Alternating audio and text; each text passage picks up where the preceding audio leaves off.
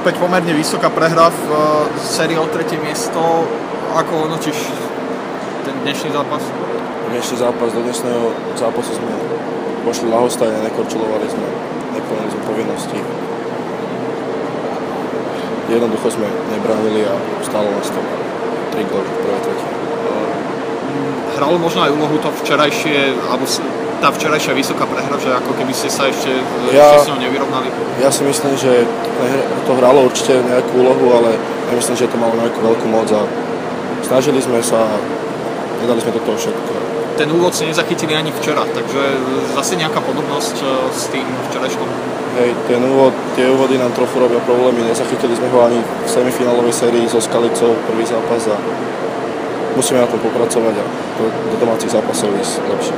Keď je to 0-3 po prvej tretine v zápase, tak ako to vlastne čo prebieha myslou hráča? Je ťažké sa potom sústrediť na ten ďalší priebeh zápasu?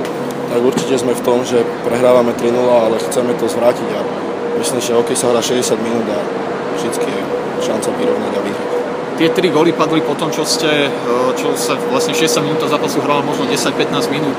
Nerozhodilo vás aj to snapad, inak to dlhé telefonovanie pri neuznanom gole, potom ešte aj vlastne, alebo predtým ešte úprava bránky? Nemyslím. Posledné 4 zápasy vonku, vy ste strelili len 2 góly, 3-krát ste nestrelili žiadny gól. Ono to vyzerá, že to už nie je nejaká náhoda, čiže čomu to pripísať? Nedali sa nám, máme šance a nevieme ich premieniť.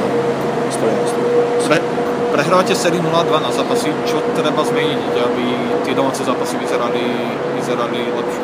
Určite treba korčulovať, premieňať šance, ktoré nám prídu a strieľať gól.